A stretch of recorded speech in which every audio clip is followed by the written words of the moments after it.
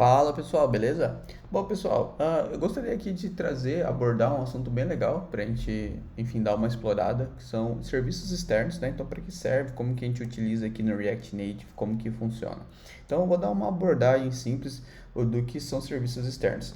Antes de mais nada, esse conteúdo é um conteúdo para pessoa que já sabe um pouquinho de React Native, já sabe construir uma tela, já sabe fazer algumas coisinhas ali, já tem alguns traquejos com React Native. Por quê? Porque quando a gente fala de serviços externos, a gente já está falando de um passo a mais, que é quando você já construiu o aplicativo, só que seus dados estão estáticos, etc. A gente quer trazer alguns dados, deixar o aplicativo mais dinâmico, mostrar algumas coisas, enfim. Então é para esse nível que a gente está trabalhando, um nível um pouquinho mais acima. Então, só para dar uma introdução e para quem é realmente para quem é o público-alvo desse vídeo em si. Então, vamos lá, sem mais delongas, o que são aplicativos externos, como que é feita essa comunicação? Aplicativos externos? Não, serviços externos, desculpa. Por exemplo, aqui a gente tem o nosso carinha que a gente está mexendo no nosso celular. Então, no nosso celular aqui eu vou chamar de cliente e ele vai acessar alguma tela, alguma funcionalidade específica. E quando ele acessar essa funcionalidade específica, por debaixo dos panos, eu vou chamar esse serviço externo. E como que a gente chama esse serviço externo? A gente chama esse serviço externo através de um carinha que a gente nomeia de endpoint. Então, todos os serviços externos que existem, ou na sua maioria, a gente consegue acessar através de endpoints. Esses endpoints podem ser, e esses serviços também podem ser tanto privado quanto público. Nesse caso de exemplo aqui, eu estou utilizando para a gente fazer os testes um serviço externo público aqui do próprio GitHub. GitHub, para quem não conhece, é uma rede social, basicamente, onde desenvolvedores colocam o código e eles dão para a gente algumas informações, algumas coisas através de serviços externos. Existem vários serviços externos que a gente pode utilizar, desde você ver, de você listar filmes que já existem usando o IMDb, ou até o próprio ChatGPT, que hoje em dia está na moda, que você pode fazer, enfim, você pode construir sua própria interface e fazer uma comunicação com o ChatGPT para ele te dar as respostas. Tudo isso são feitos através desses serviços externos. Então, os serviços externos hoje são o core, a base mais importante para o nosso aplicativo, porque você pode ter até no seu time. Até no seu próprio time, como você trabalha hoje em dia, ou quando você tem um time de back-end, o time de mobile ou de front-end, você vai se comunicar com o seu time de back através de um endpoint, que é um serviço externo, e ele vai te retornar. Então, como que ele te retorna isso daqui? Como eu disse, a gente vai acessar esse endpoint vai bater no servidor, esse servidor vai falar assim, opa, beleza, entendi, eu vou fazer tal coisa aqui, e a gente não sabe qual que é tal coisa, e ele vai responder para a gente algo. Essa resposta, em sua maioria das vezes, é sempre em texto que vem, só que a gente utiliza um formatinho chamado de JSON, que esse formato que a gente utiliza é um formato bastante utilizado para a gente fazer essa comunicação e pegar essas respostas. Então aqui está aqui um exemplo, ele funciona como chave-valor, então aqui está chave ID, esse valor, chave-valor, então é basicamente dessa forma. Então, eu dei aqui um conceito de como que funciona em um serviço externo, como que a gente integra esse serviço externo, e isso é a base, é o core que você usa em todas as funcionalidades, então, desde o projeto com o seu time interno, desde você que fiz um aplicativo aqui, agora eu quero que o usuário favorite o filme que ele gosta. Então você já tem um lugar que já tem todos os filmes cadastrados, então você pode bater nesse endpoint e trazer.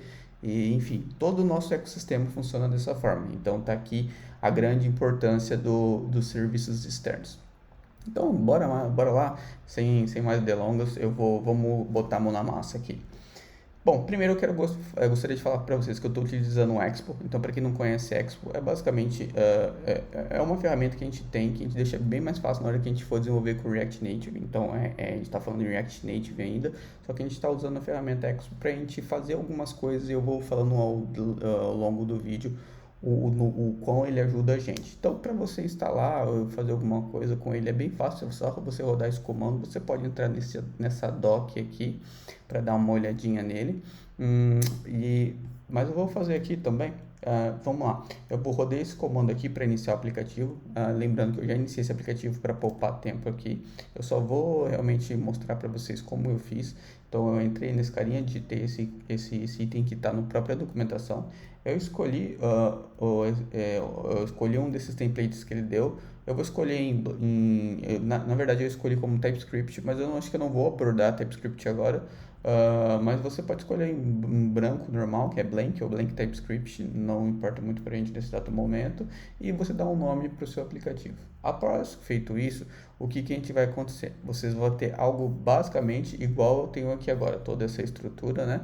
Então você vai entrar na pasta, abrir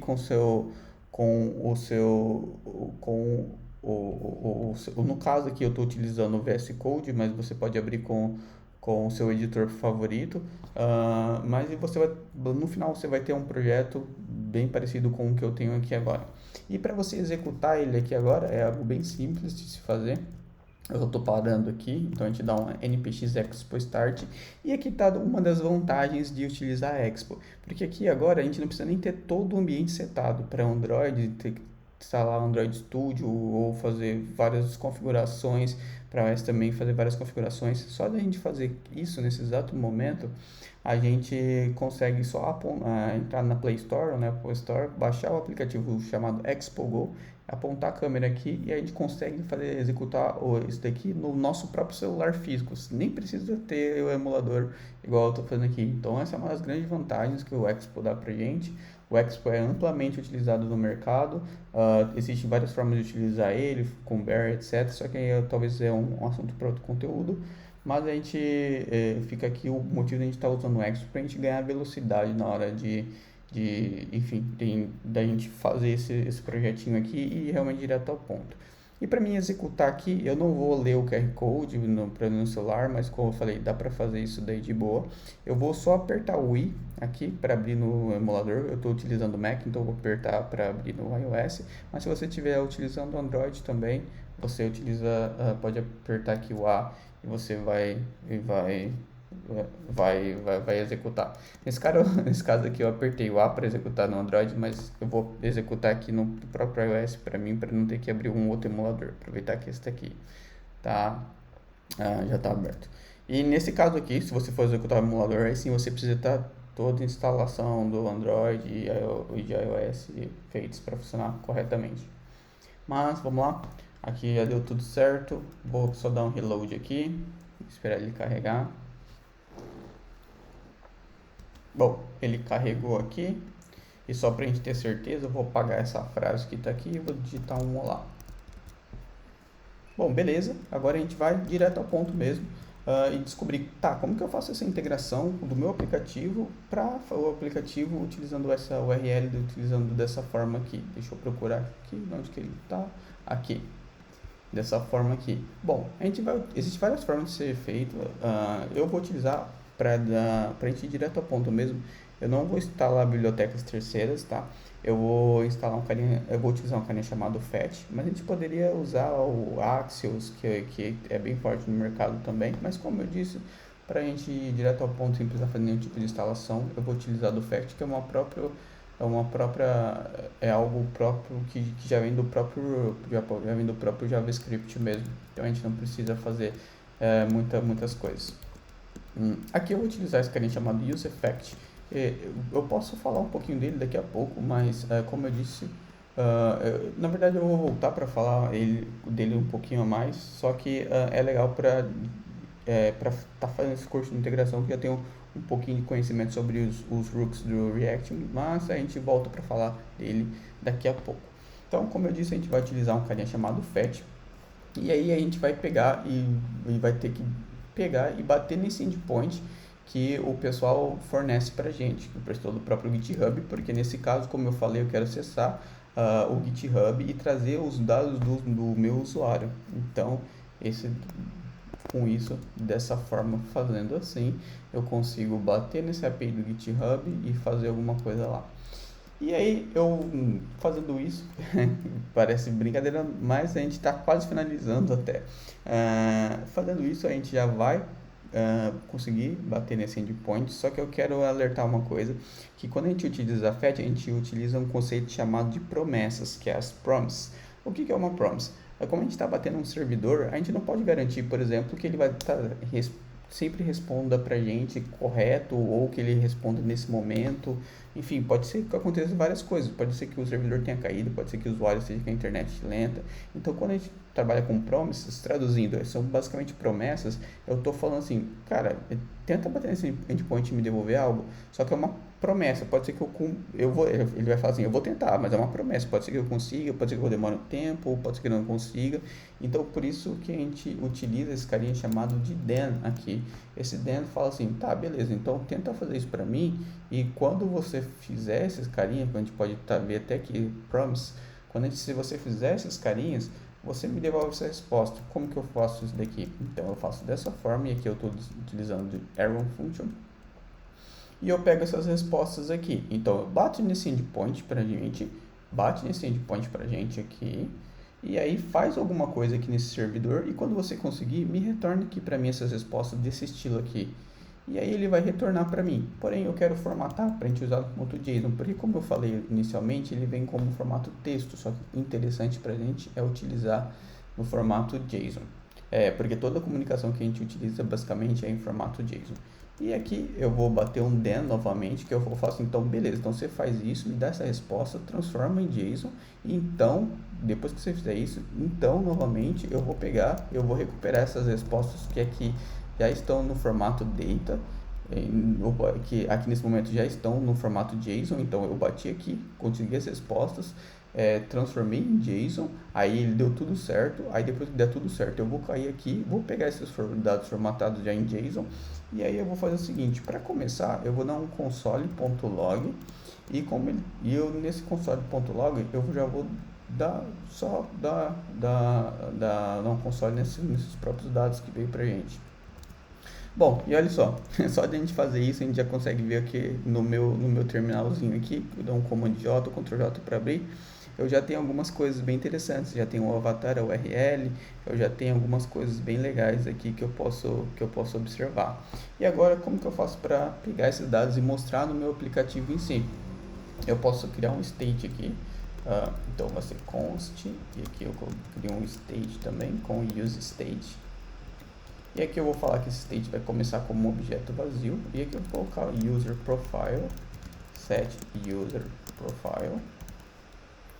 E aqui eu vou falar assim, beleza, quando você fizer isso daí, formatar, eu pego esses dados que já estão formato em JSON e eu já jogo para cá e eu já pego esse formato em JSON e salvo nesse nosso state que a gente acabou de criar. E aí, o que eu vou fazer? Eu vou pegar esses dados aqui que estão no user profile e através do ponto, porque como eu falei, a gente está trabalhando com chave e valor, e quando a gente está trabalhando com chaves e valores aqui no JavaScript, a gente consegue acessar através de pontos. Então, nesse momento eu vou pegar o ponto e vou pegar um carinha chamado ponto login. Como que eu sei disso daqui? Se a gente entrar aqui em algum lugar, deixa eu ver se eu consigo observar aqui de uma forma um pouquinho melhor, gravatar no, acho que pode ser aqui, ó, ponto login ou até ponto name. Essa daqui é a forma que o pessoal do GitHub devolve as informações pra gente. Então a gente vai ver que existe essa propriedade ponto .name ou ponto .login. Eu vou bater aqui então eu vou pegar então essa daqui, essa ponto .name pra gente. E olha lá, só de fazer isso eu consegui acessar e fazer toda essa comunicação que eu citei. Então nesse momento eu abri na tela inicial, fiz essa chamada, fiz alguma coisa aqui, o pessoal retornou pra gente e eu mostrei pra gente aqui de volta. Eu acho que esse é um bom momento para a gente voltar aqui e explicar um pouquinho sobre esse useEffect, o porquê, como que ele é utilizado, etc. Esse useEffect, ele é um gancho, que a gente chama aqui, ele chama, basicamente, em inglês seria os hooks. Esses hooks têm, a partir do momento que a gente usa, a gente desenvolve com funcional, aqui no React a gente está sempre desenvolvendo da maneira funcional ao invés de utilizar classes, que ficou um pouco mais ultrapassado. Então sempre que a gente tem a gente utiliza dessa forma, utilizando function, a gente consegue, por conta do tempo de vida que tem, do life cycle do próprio React, a gente consegue trazer algumas coisas e fazer algumas, como se fossem algumas armadilhas que a gente coloca. Então, por exemplo, o que eu quero dizer com isso? Eu quero que quando o aplicativo ele monte pela primeira vez, e aí é que tal, por que eu passei um array vazio, porque ele vai ser disparado sempre da primeira vez. Quando ele um monte da primeira vez, eu tenho essa armadilha, eu tenho esse gancho aqui, e a partir desse momento eu vou fazer essa, utilizando do FET, eu vou fazer essa requisição e fazer todo esse rolê aqui que a gente já passou. E fazendo isso, eu salvo aqui. Então, esse use effect eu estou falando basicamente toda vez que eu entrar no aplicativo, execute o código que está aqui dentro, que é esse código aqui que a gente acabou de ver. E existe esse use effect, a gente pode trabalhar de diversas formas. Esse array aqui, a gente pode passar dependências dele. E aí, por exemplo, toda vez que a gente modificasse alguma coisa aqui dentro dele, ele estaria observando essa dependência modificada e reexecutaria o código novamente. Então, por exemplo, se eu criasse um botão aqui e toda vez que eu clicasse nesse botão, ele fizesse alguma coisa e executasse um outro state e a gente estivesse observando aqui, esse código ia mudar e ia chamar aqui novamente. Então, esse use effect é esse gancho que a gente tem que ajuda a gente a controlar, a executar momentos no nosso life cycle. A gente pode trabalhar com esse carinha quando ele está montando na tela, quando ele está no update, quando sofre alguma ação, quando desmonta na tela. Então, basicamente, quando a gente quer trabalhar com ações, em alguns momentos a gente utiliza dele.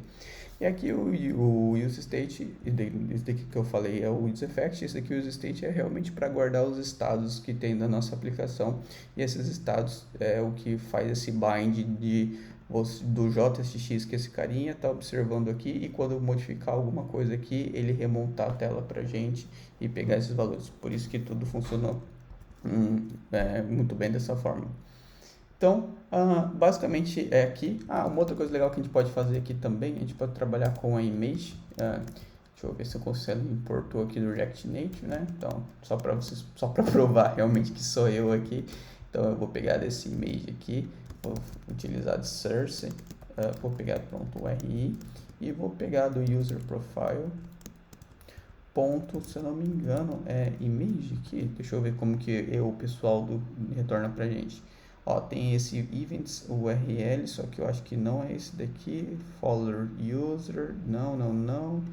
Gravatar ID, não. Deixa eu ver se eu consigo aqui pegar subscript. Aqui, esse aqui, avatar URL.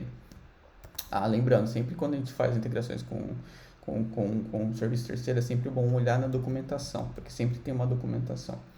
Fazendo isso, nada aconteceu, porque a gente tem que passar um width aqui, vou passar de 50, por exemplo, eu vou passar um height também, que é um tamanho para que a imagem possa ser renderizada. E, basicamente, eu apareci aqui na tela para vocês, para dar um oizinho. Então, com isso a gente conseguiu fazer todo esse processo de fazer a comunicação com o serviço externo.